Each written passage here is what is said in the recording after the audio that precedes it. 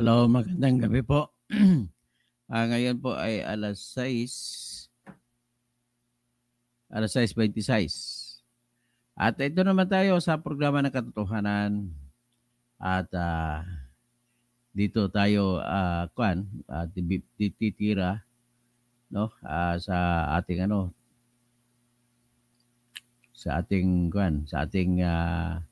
programa na may patungkol kay Kibuloy pa rin. Okay. Diretso tayo.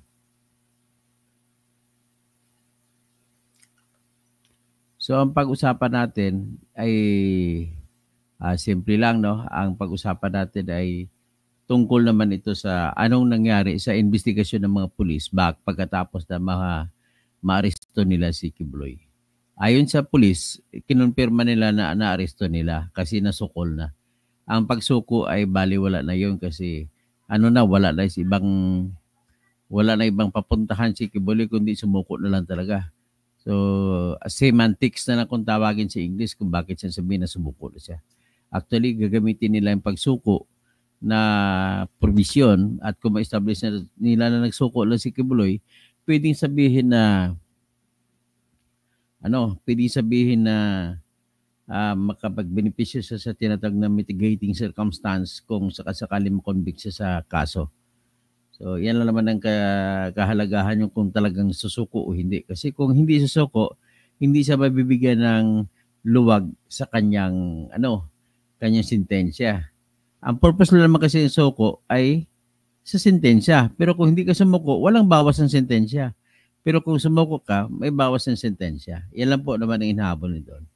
So anyway, given that as it may, ang pag-usapan natin sa kanyang mas mahalaga, mas sustansya ay yung katotohanan na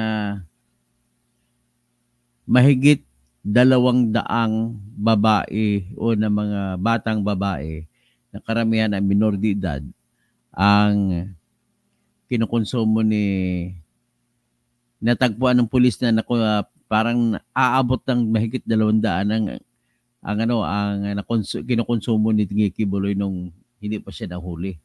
So, nagsimula na dokumentuhan na nila, mga 68 na ang nakako nila. Na-interview nila, nagawa ng affidavit, at syempre, in-expect pa nila marami pang iba. At yung iba ay maaring ibang matatanda na ngayon, no? Kasi nung bata pa sila ay talagang ginamit sila ni Kibuloy, pero medyo matanda na ayaw na silang gamitin ni Kibuloy. Pero ang isang sinasabi ni General Torre ay na sukol na siya tapos sa karugtong pa nito marami silang nadokumentuhan at lumalabas na sila sa abroad, sa Ukraine. Nag-interview doon si Colonel Marantan doon ng mga testigo, mga complainant na mga babae, na mga biktima ni Kibuloy. O pakinggan natin yung pagpatuloy ng hearing sa committee ni Risa Hontiveros. Mas formal, mas maganda at mas klaro yung pagtatanong ni Risa Hontiveros sa kanya mga resource persons kumpara mo sa Quadcom na panay matatapang. Si Risa Hontiveros hindi, malumanay. Pakita niya pagiging babae niya na ang sharp ang tanong niya, matalim. At hindi kagaya sa mga tanong ng marami sa mga congressmen na panay paligaw ng mga tanong panay mga maraming pakulay o tawag diyan pang grandstanding kung tawagin mo. So ito ngayon ang pakinggan natin. Kaya ko ipinakita sa ating lahat ito, dear colleagues, ang mahalaga, ang military training na ito lumalabas ay para alagaan si Mr. Kibuloy, hindi po para sa bayan. Na ang alam natin sa ating mga armed services, yun talaga ang mandato nila. So, Mr. Kibuloy, ginagalang po ng komite namin yung constitutional rights ninyo. Ang mahalaga ay nabigyan kayo ng pagkakataon na magsalita rito. And then ngayon po naman, please of course you will stay on sa hearing para kung may iba pang tanong sa inyo bago tayo matapos, bago tayo mag-adjourn. Ngayon po tungo tayo sa ating law enforcement naman. So kung maaring matanong ko naman muna si General Torre, sir. General, nung nakuha po si Quiboloy, naging usap-usapan po noon kung naaresto ba siya or sumuko ba siya. Pwede nyo bang liwanagan ito para sa amin? Paki-update nga po ang bayan. Once and for all. Okay. Ang tanong na ni Risa Claro, unang-una tanong, ano ba, naaresto ba o sumuko? So bago niyan, binabati ko ng magandang gabi si Dominador Basa. Bakit pag sinabi ni Quiboloy yun, totoo, baka umabot ng libo ng nadali ni Quiboloy. Yung nga, natingin ko music lover. Good AM from Virginia. Magandang gabi, no? Tapos si Alan Daos Kabuyo sa Western Bikutan. Magandang gabi. Imornibal sa La Union.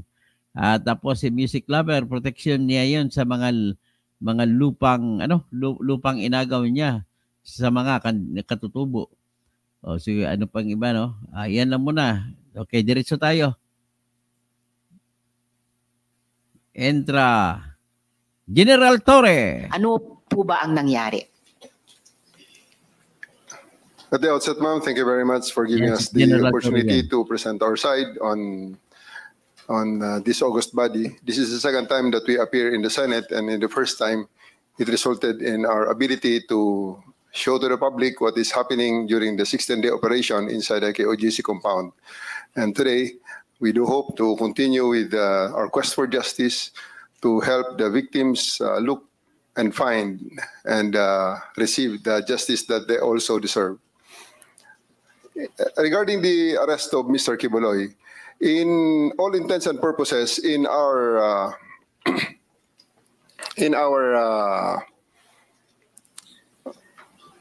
whole operations, he is arrested because... yan klaro, he is arrested. Yan ang kinokonsidera ni General Torre.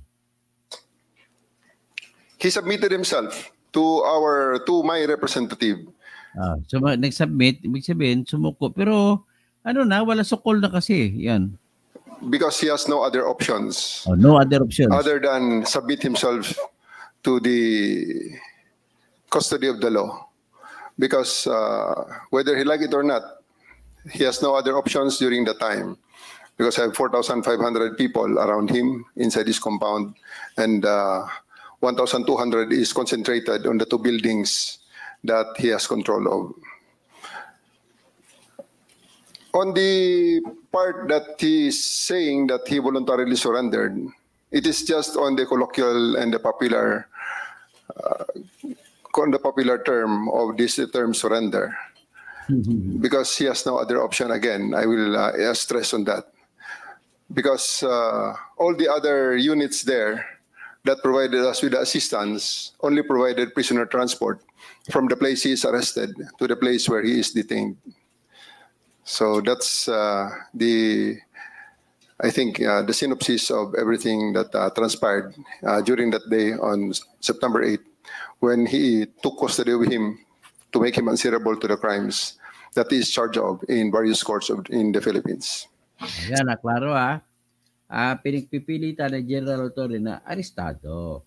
Although sa totoo lang ay voluntarily sumuko, pero wala na siyang choice.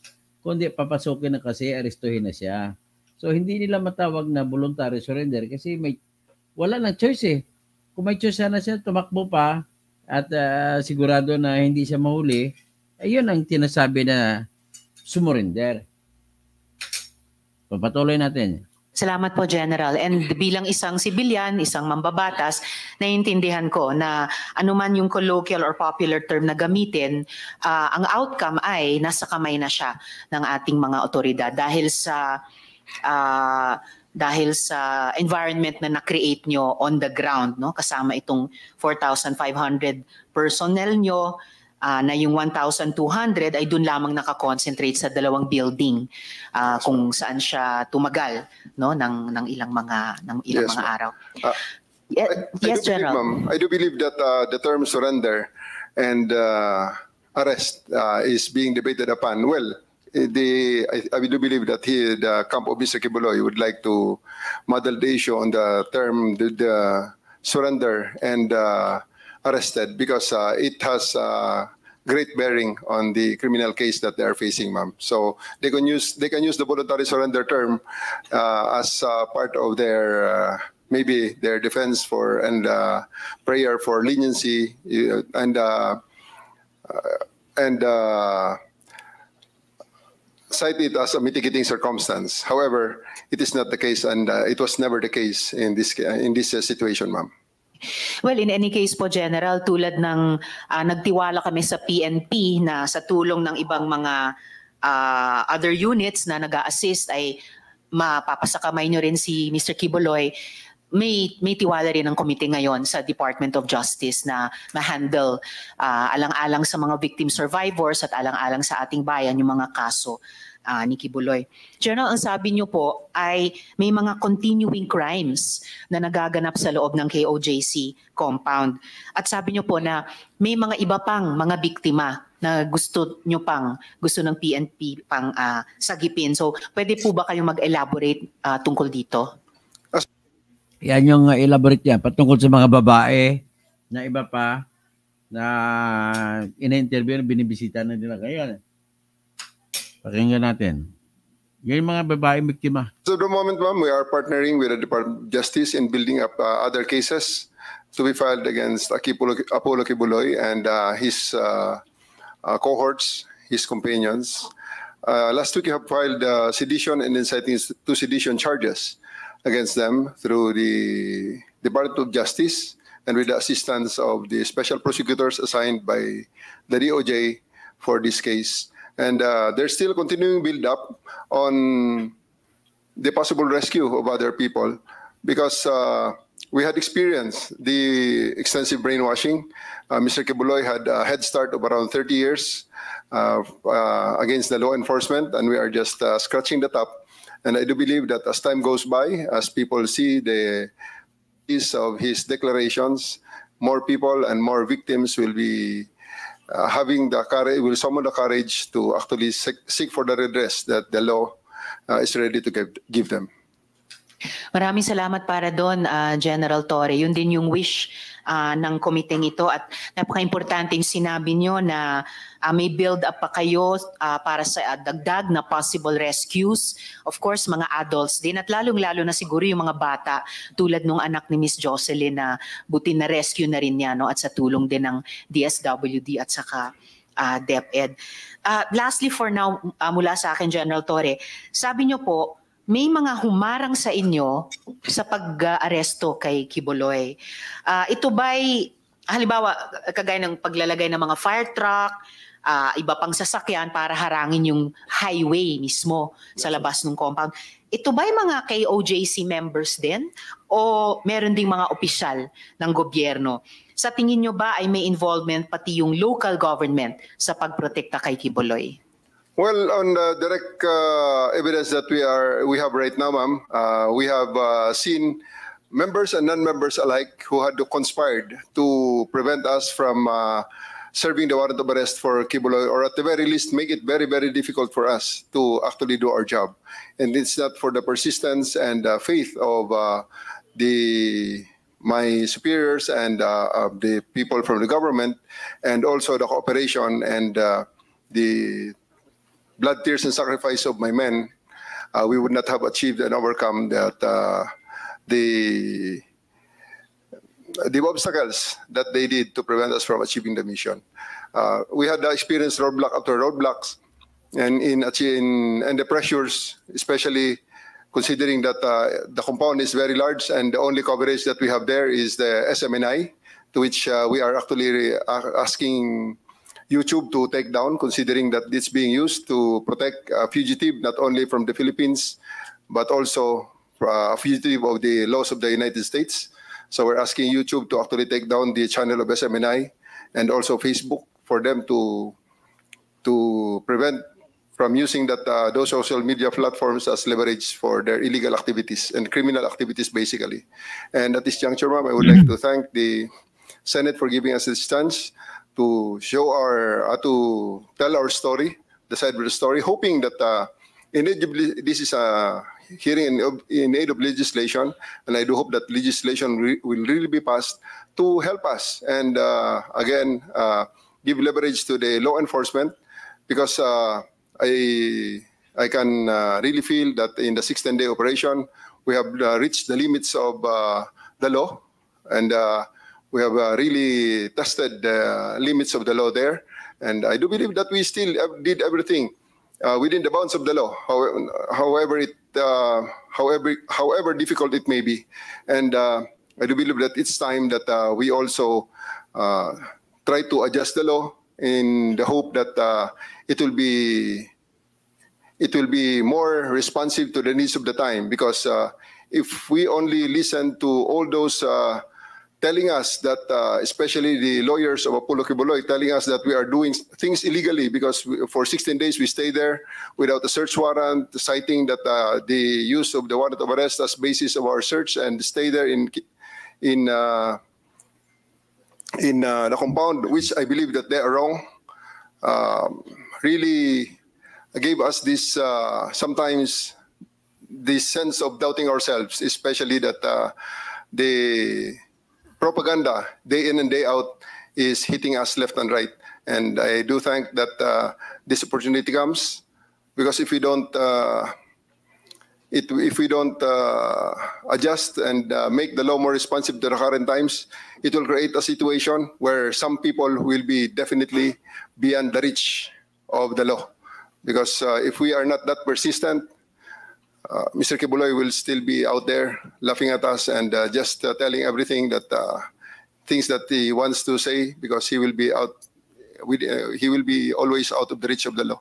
So thank you very much, ma'am, for giving us this opportunity to be part of the crafting of more responsive legislation, so that we can be better and more effective in our law enforcement and in the assistance and in the implementation of the processes of the laws of the land. Thank you, ma'am. Thank you. Okay, ang ibig sabihin ni Kwan, sa kahaba-haba ng kwento ni General Torre, isa lang ibig sabihin, nahirapan sila sa pag-operate. So kailangan nila ng bagong batas na makatulong sa kanila kung paano gagawin. Ang tanong diyan, ano kayang klaseng batas ang gagawin? Kasi obviously nahihirapan sila. Unang sagabal sa kanila, wala silang search warrant. So ang pinanghawakan nila ay warrant of arrest. So sinabi ko na, yung warrant of arrest ay pwede mong gamitin basta alam mo, personal mong alam na nandyan yung akusado na hulihin mo. Pero sa ngayon, sa totoo lang, sumugal ito. Sa totoo lang, na maswerte lang ito, andun si Quiboloy. Pero sa totoo lang, sa analysis ko, wala silang personal na alam na doon si Quiboloy. Nakasalalay lang sila sa mga tip kagaya kay Arlene Stone. So pinanghawakan nila ni General Nick Torre at saka ni Colonel Hansel Marantan, na siya ngayong hepe ng Davao City Police Station. At maswerte naman at andun naman talaga at sumuko naman.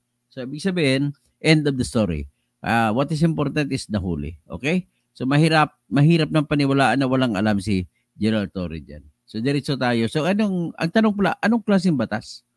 So maaring gagawa ng klarong batas ang Senado at saka Kongreso sa napaglalagay sila ng dagdag karagdagang presumption na makakabagay naman at hindi masasawata o hindi makalabag sa Section 2 ng at Section 3 ng Article 3 ng Constitution natin, na nagsasabi sa Section 2, the rights of persons against the unreasonable searches and seizures to their houses, papers, and effects shall be inviolable.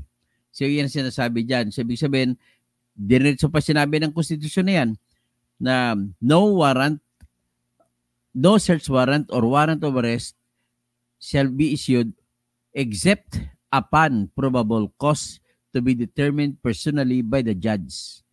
Upon examination under oath, the complainant and the witnesses he may produce to describing particularly the place to be searched and the things and persons to be seized. So yan. So ibig sabihin, andun pa rin ako sa kaisipan. Despite the jurisprudence to the contrary na sinasabi na para lang sa bagay ang search warrant, ako pa rin ay nag-insist na ang search warrant ay applicable sa tao. Okay? So, ibig sabihin, dalawang bagay po yan kung ako tanungin mo. Kung klaro na nakita mo talaga personal nandiyan yung isang taong arrested mo, hindi na po kailangan ng search warrant. Yan ang posisyon ko yan. Ngayon, pero kung meron ka lang reasonable belief na meron dyan, nandun yan, pero hindi mo personal na alam, ay kailangan mo mag-apply pa rin ng search warrant to search the persons, the person in the place. Hindi naman things ang applyan mo. Kaya nga, ang mangyari dyan, maglalabas tayo na bobo by nature kung hindi natin kilalanin ang katotohanan na yung paghagilap ng tao sa loob ng isang establishmento o bahay ay search pa rin. Kaya kailangan na search warrant. Okay?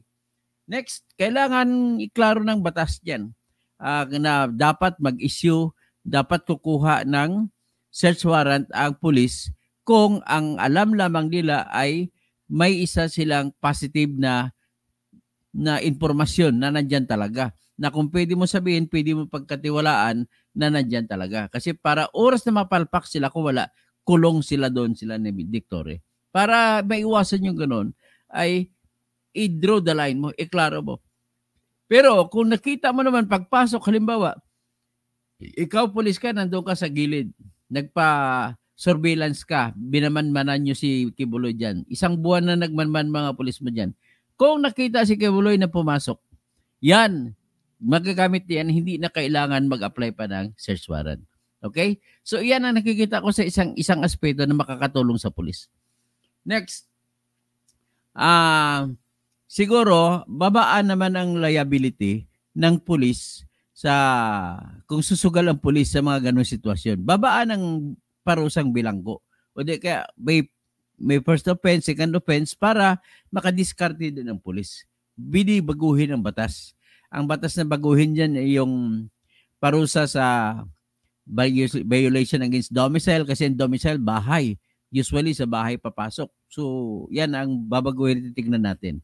So, pakinggan pa natin ulit pagpatuloy. Thank you also, General. And in fact, hindi lang ang Senado, pero iba pang mga institusyon at organisasyon ay nagpahayag ng suporta sa inyong law enforcement operation ng mga linggong iyon. Halimbawa, yung Integrated Bar of the Philippines, Davao. Kahit paglabas ng isang desisyon ng korte doon din sa Davao, in-affirm ng IBP Davao na valid pa rin yung operation ninyo in order to effectively serve the warrant. And yes, kahit tatlo lang kaming miyembro ng komite o ng Senado ay nakadalo ngayong mabagyong araw, pero lahat po kami, yung chair, si majority leader, si minority leader, ay may nakikita talagang halaga nitong pagdinig natin at yung mga partisipasyon ninyo na mga katrabaho namin sa gobyerno in aid of legislation. At may mga tinutukoy talagang mga lumang batas na baka kailangang amyendahan o mga bagong batas na kailangan nating ipasa. Lastly, General Torre, for now from the chair, ang CIDG po ba tumitingin na rin sa alleged killings na allegedly iniutos ni Kibuloy? Yes. Tinitingnan naman ngayon yan yung mga bagong biktima. Saka ibang gawain ng krimen ni Kibuloy. Ang tanong ni Ma'am Risa, kung tinitingnan na ngayon ng CIDG yung mga ibang mga trafficking, ibang mga kasalanan ni Kibuloy. So, given the chance, we'll be presenting the results of our initial investigation for the past 1 month that I'm designated as head of the CIDG. I continued what I started June 11, and we are ready to present to this August body and to the public the link analysis and diagram that we had prepared with the accounting of the personalities, including the incidents, including those that were mentioned by the witnesses who spoke before me, ma'am. I see. General, prepared ba kayo maghain ng ganitong kahit broad strokes kung ano yung pinaka-importanteng mga initial results ng inyong investigasyon nitong nakaraang buwan, pati yung link analysis, or ano ba yung maaari nyo nang at pwede nang ibahagi sa komite? Yes, ma'am. We can show you just one slide, which is yes, sir, collection of, which is basically the simple result of our validation and collation of the information that we have right now, ma'am. It's on the processing, and I will be asking my regional chief of the Regional Field Unit 11 of CIDG to show to us the single slide of the link analysis. Salamat, General. Sir, baka panumpa naman din kayo kanina, ano po? Yes, sir. Yes, ma'am. If you could, sige po. Handa na po yatang yes, ma'am. While they are preparing that, ma'am, this is still a work in progress, and as time goes by, we do believe pakinggan niyo ito there's yung even a mga possibility investigation na ginawa nila. that the Kung anong resulta? Senate and congressional investigation and the EJK will intersect with each other. I see. So there's, Well, that's very important. Para sa kaalaman ng lahat, ang investigasyon naman ng Senado sa ilalim ng Blue Ribbon Committee ay magsisimula naman po sa Lunes, 28 nitong buwan, at ang magpapangulo ay si Minority Leader Senator Coco Pimentel. yes, ma'am. It's part of his. The link analysis will cover around 30 years from the start up to the present that we know, based on the declaration of various witnesses. There may be times that things will be for validation. The danger is only libel. Maybe so that's why I ask my personnel to redact the Yes, sir. link analysis, remove the names. Opo. But rest assured that without the reduction, there will be actual names that will be given in there. Very well taken, General. That will include victims who were already killed, who had died, and that will include the witnesses that you have just heard today, and how they are positioned in the network of Mr. Kibuloy.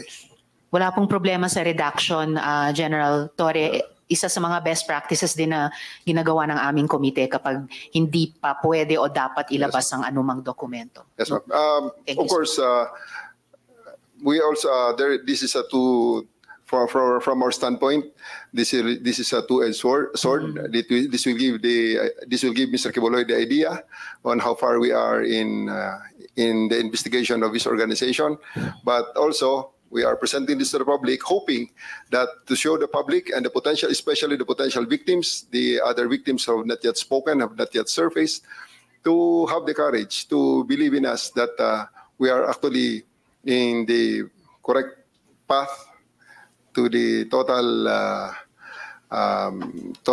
investigation and comprehensive investigation of the organization of Mr. Kibuloy and his eventual delivery to the Bar of Justice of this land, ma'am.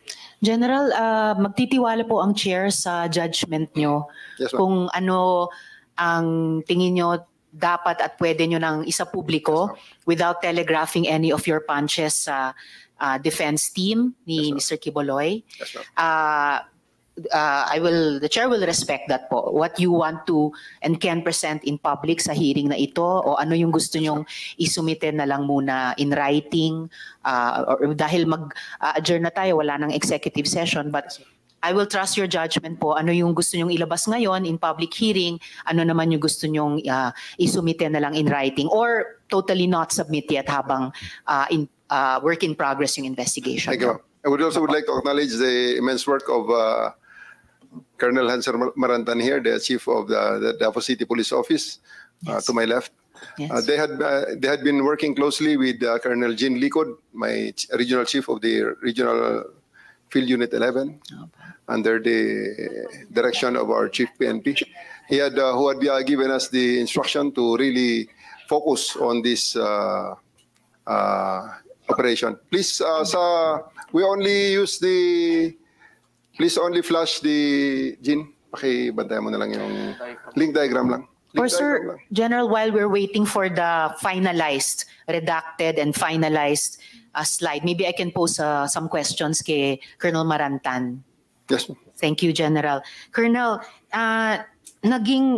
kaugnay sa isang follow-up question ko kay General kanina, naging usap-usapan din na mayroong mga kailangan pang i-rescue ng mga kababaihan at kabataan, in particular sa loob ng iba pang KOJC. babae.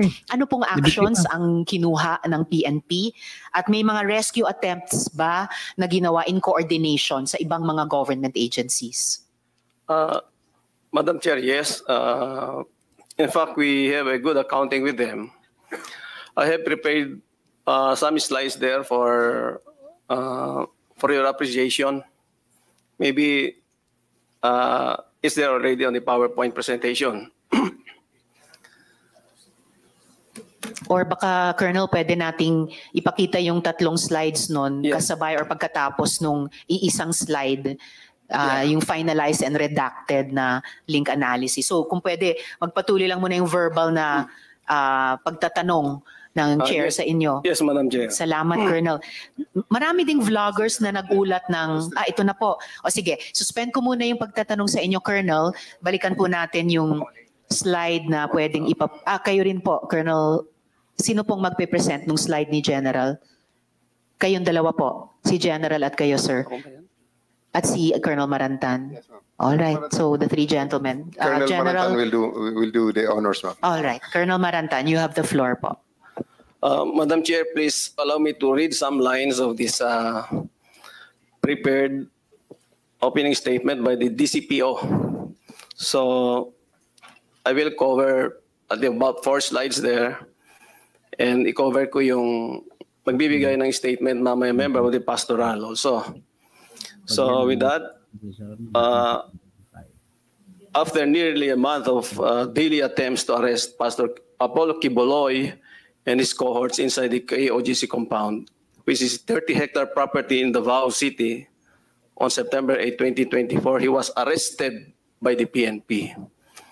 After various dramas have been witnessed by the public in relation to this arrest, and a number of victims of Quiboloy have slowly surfaced, approached us, and has given significant information about the illegal activities of said personality committed repeatedly over the years.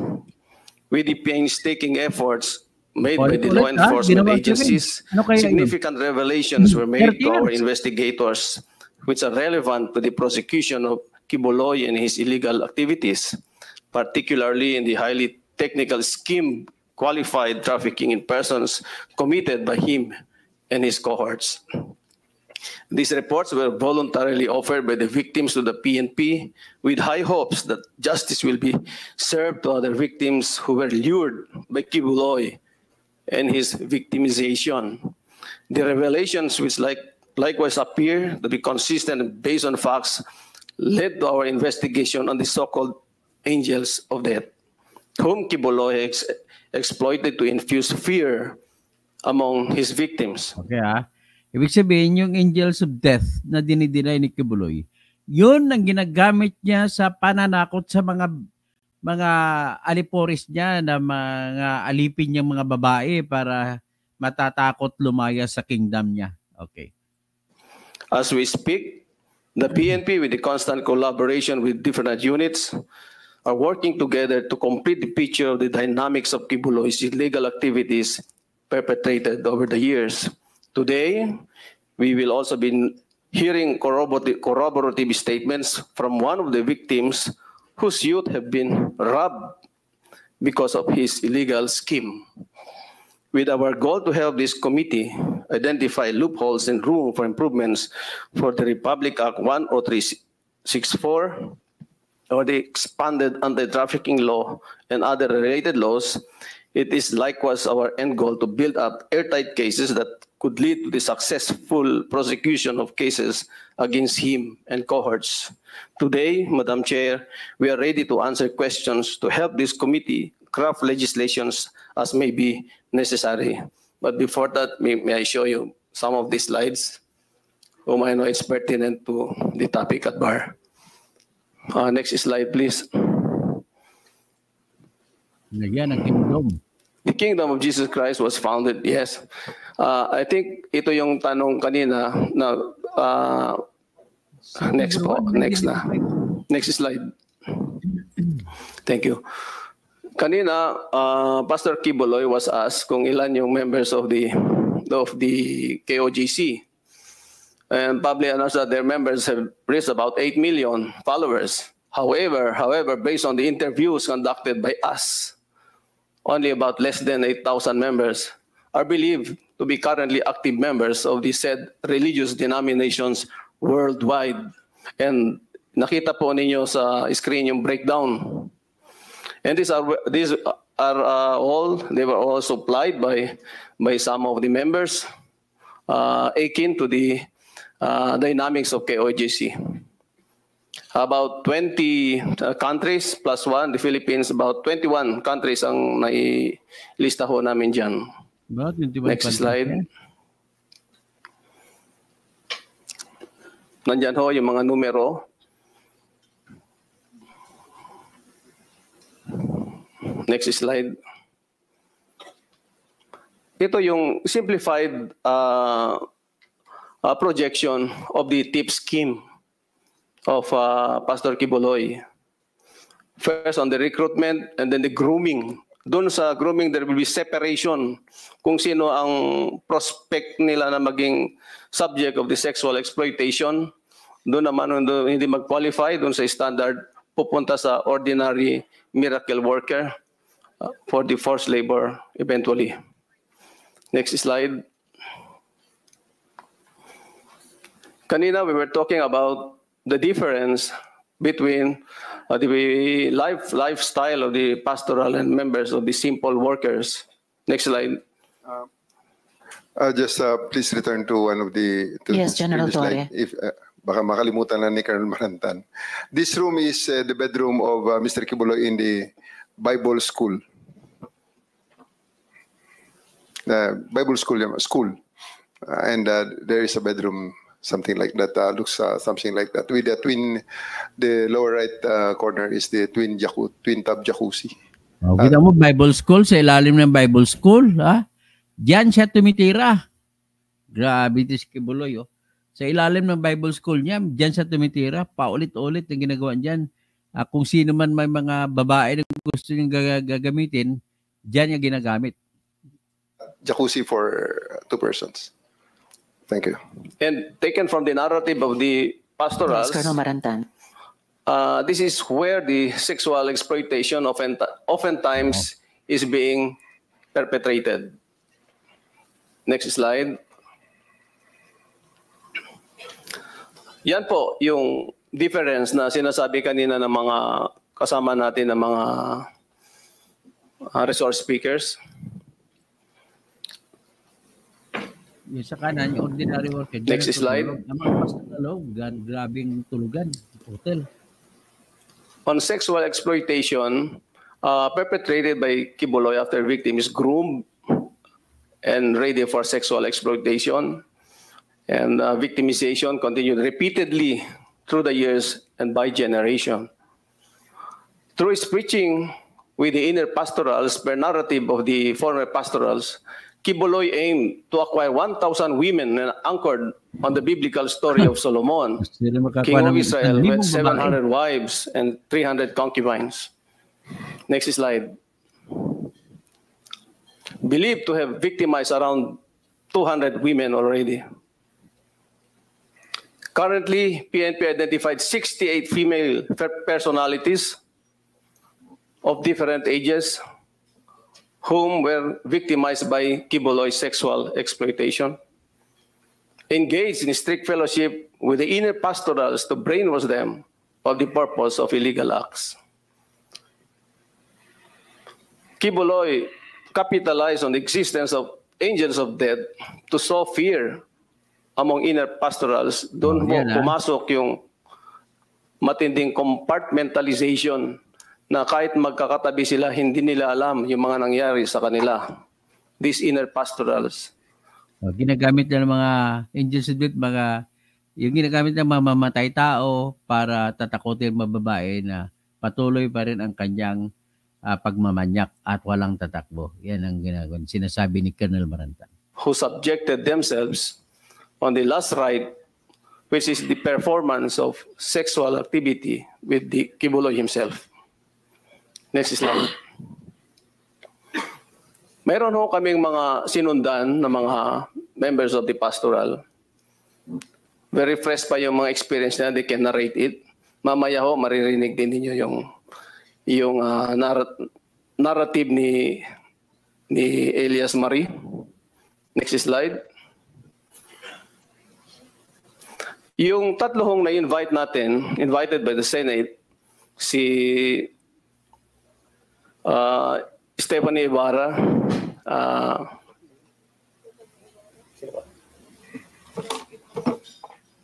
and three of them, pwedeng i-refer ko lang. Si Olive Campo and Jack Holtz ay hindi ho nag-respond sa invitation by the Senate. Pinapakita ho namin sa inyo ang due diligence performed by the members of the DCPO. Pero apparently they did not heed to the invitation of the Senate, especially Stephanie Ibarra. Next slide. Yan po yung mga efforts. Every day, pumupunta yung mga policemen natin doon sa alam ng mga address nila. Next slide. Yan ang bahay Kibuloy, oh. On the way forward, there's an investigation on the land grabbing issues at Barangay Tamayong, on the house of Kibuloy in Garden of Eden, Barangay Tamayong. Next slide. Oftentimes, naipalabas naman ho yung mga photos na ito. Financial investigation on possible money laundering case committed by Kibuloy and KOJC. Investigation on possible tax evasion committed by KOJC and other proprietary businesses owned by KOJC. Investigation on the legality of operations of schools and other business entitled entities owned by KOJC.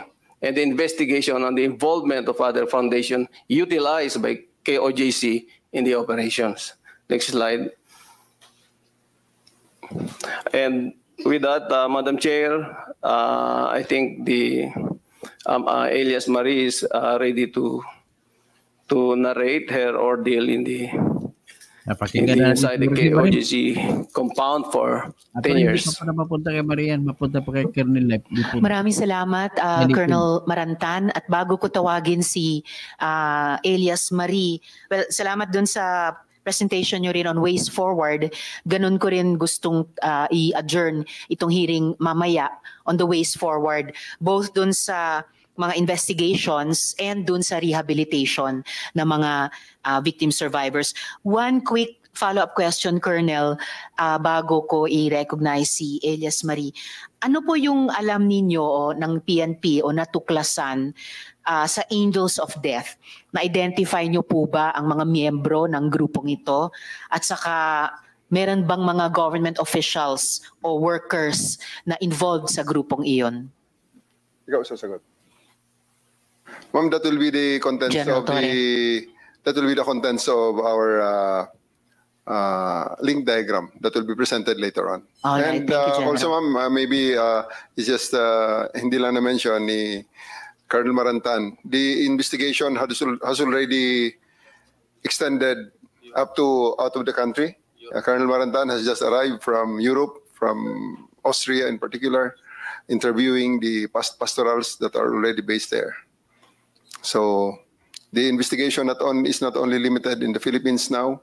We had already sent agents, and we thank the PNP, our Chief PNP, General Marbil, for supporting us and to go sending officers actually as far as Austria to conduct the investigation. Thank you.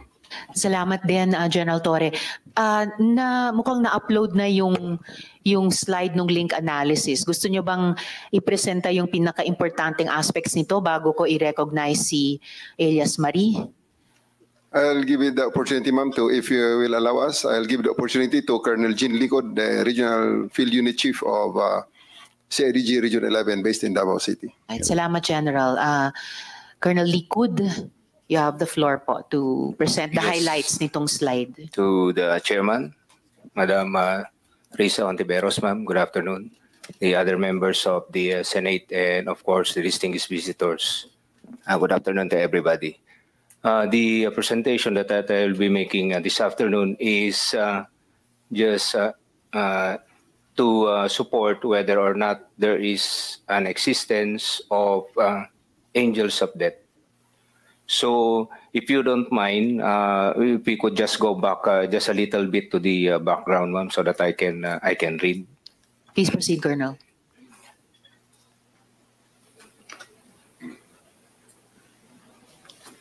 Just to read a little bit with the background of the so-called angels of death. Pastor Apollo Kibuloy, the self-proclaimed appointed son of God, has used the term angels of death to threaten the members who violates the doctrine, teachings, and code of secrecy of KOGC. Thus, the angels of death was established in 1990.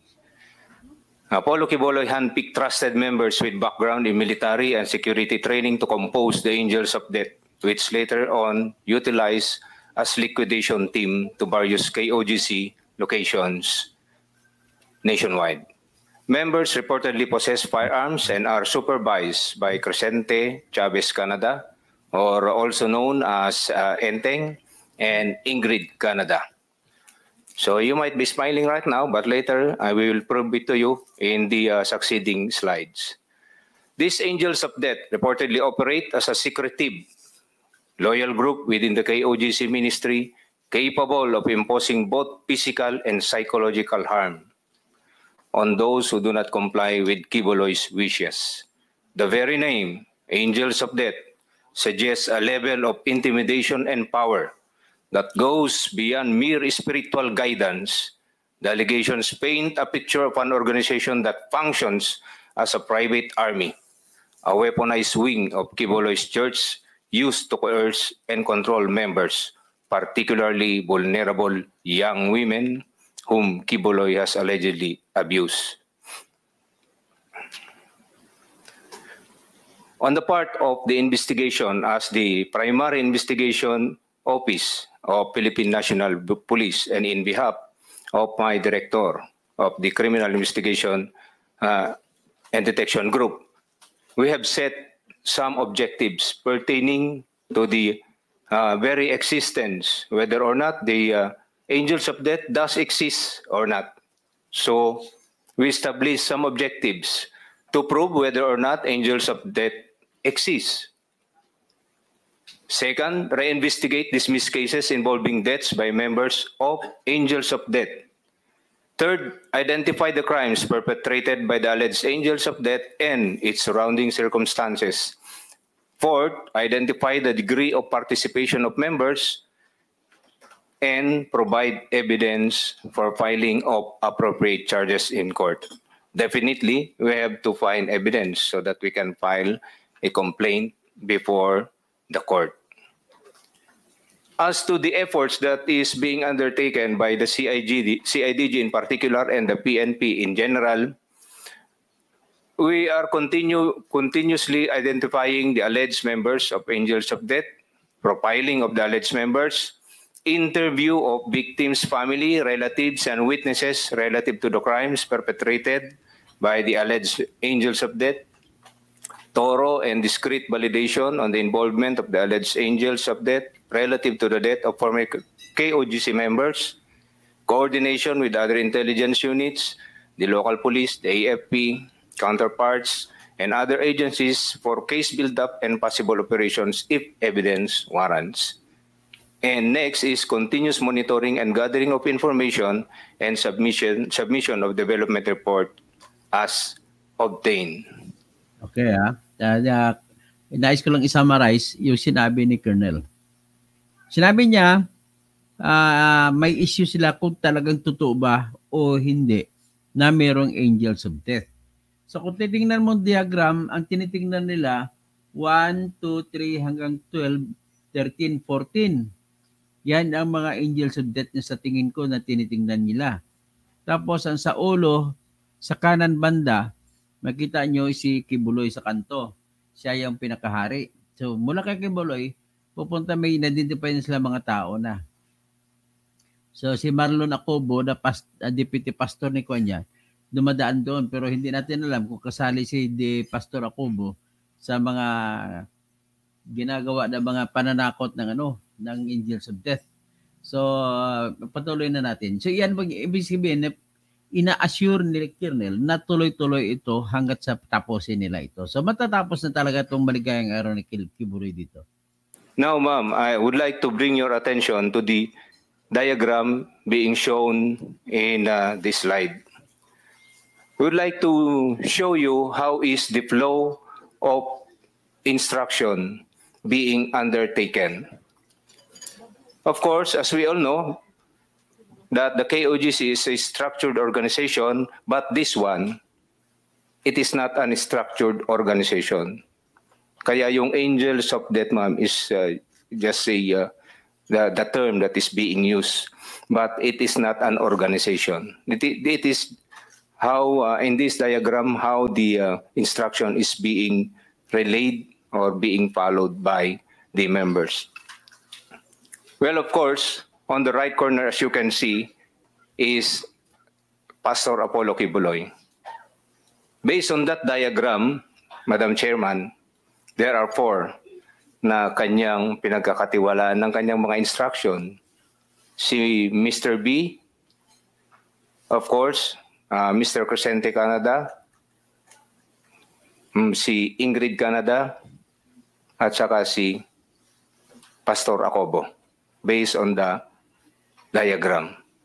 Yan, ma'am, yung 4 na mga pinagkakatiwalaan niya as of now, base doon sa mga nakukuha nating mga interviews and affidavits na nakuha natin. So yan ang lumalabas sa sa ating structure. Now, ma'am, in relation to the punishments being undertaken on some deaths also, but we are not saying that they are the perpetrators. That's why, on the words of our director, we are on case build-up. We have to gather evidence so that we can prove the objectives that we wanted, to prove the whatever crimes that was committed. Those are the circumstances. To explain further, ma'am, the diagram. If you see on the diagram, most of the instructions is coming from Ingrid Canada. However, if you look into the diagram, dotted lines po siya, ma'am. So meaning, she gives the instruction. However, they need confirmation from Crescente Canada. That is why there is a solid line coming from Crescente Canada. So hindi pwedeng si Ingrid lamang po yung magbibigay ng instruction at siya lang din po yung susundin. So manggagaling, i-confirm din po nung mga 1 to 12 na yan and more kay Crescente Canada. Yan po yung usually nangyayari. As what we are saying, ma'am, these are all taken, extracted from the accounts of our witnesses and taken from their affidavits. Hindi ito invento.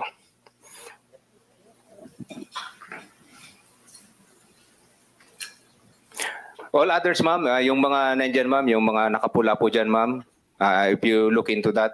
So, yan, ma'am, yung mga ongoing investigation po natin, yung mga tinakpan po natin na ABC, yan ay mga witnesses po natin, ma'am. And with the indulgence of the committee, Madam Chairman, since this is an ongoing investigation and we're looking into some evidence before we can file a case before the court of law, yan po lang muna yung maipapakita natin sa ngayon, ma'am.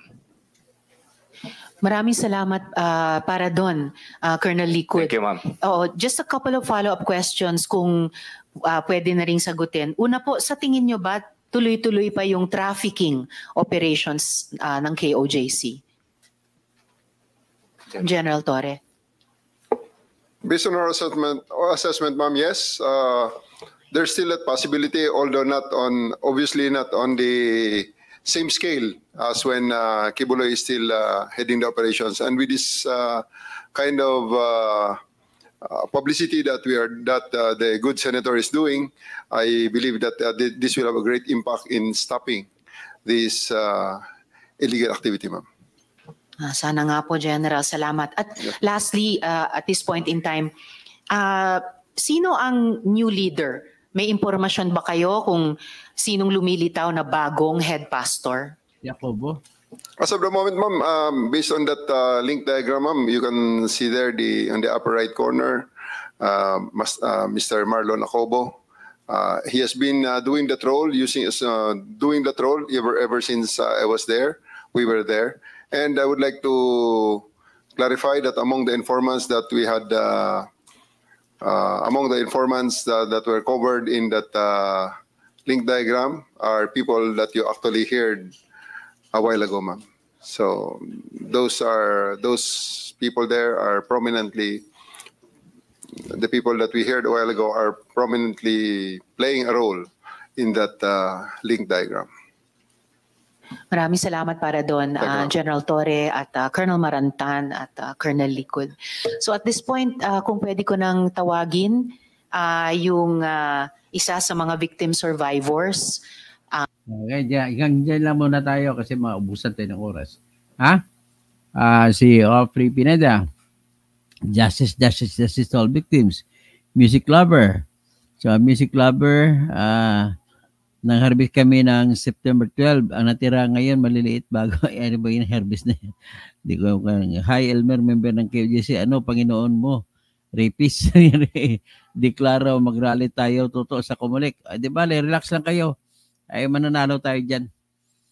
Deklaro, araw-araw pala, nire-rape ni Kibuloy. O, araw-araw. Grabe, walang kahit madugo. Jingle ang pahinga. Ito, good day, katoto, sabi ni ito, as a Music Lover, Raul Kalinog. Sabi kasi ni Kibuloy, huwag kayong kikibo sapagkat Diyos ang hihipo. Si Jaya, George Trismaria, Sir Toto, paki-update naman kami sa development and disqualification mo. Asa ngayon ay tinatapos ko na kayo ng aking sagot at isasabit ko na. Okay? I'll submit it on Monday kasi Sabado bukas, Linggo, sa Monday ko isasubmit. So, Erlinda Sarmiento, Salot General Torre and Company. Music Lover, good evening, Sir Toto Housing. Elmer Olandria, Antonio Almonte, this time he'll be using Mary Palmer whenever he wants. He wants her. Declaro, George Tresmaria, Antonio Almonte, Sunderland Celestial, Bueno Balbiron Carta, Reclusion Perpetua, 200 na rape. Kada isang babae, mahigit isang rape. So, mahigit lang, libo-libo pang rape. Imelda Talaugon. Merjan, okay. Diyos ko Lord, Kibuloy, Declaro, Jovicito, Las Piñas, Happy Arante, Piñalosa, Willie Yu, Tolits Nanakon, Dimple Rosie, Tolits Nanakan, Devena, kahindi apostol, kumusta na yung anak mo? Basta pagtuloy nyo lang, bisitahin nyo lang yung piskal at yung piskal magpapalab din sa korte. Cristita Pillarada, Divina Kahindi Apostol, manyakis talaga si Cabe. So, totoo po. Josel Hurulan, go sir. Josel, magkita tayo dyan bukas. Pupunta ko dyan bukas. Alam na kung saan. Ipahanap kita. Pupunta ko dyan mga alas 12. Nandyan ako sa lugar mo. Raul Kalinog, Josepa Celestino Garfield, magandang gabi Engineer Toto, good job. General Torre at Colonel Marantan at Senator Risa Hontiveros, Orcasitos Felipe, Josepa Celestina Garfield, Roderico de los Reyes, Imornibal sa La Union, tapos Alan Daos, Manuel Tribio, Dominador Basa, okay. At magandang gabi po sa lahat, no? So, si Annie, si Erlinda Sarmiento, si Judy Batan, si Ofri Pineda. Okay, magandang gabi! Apollo, Carion, Manyakis, Kibuloy. Malapit ka na.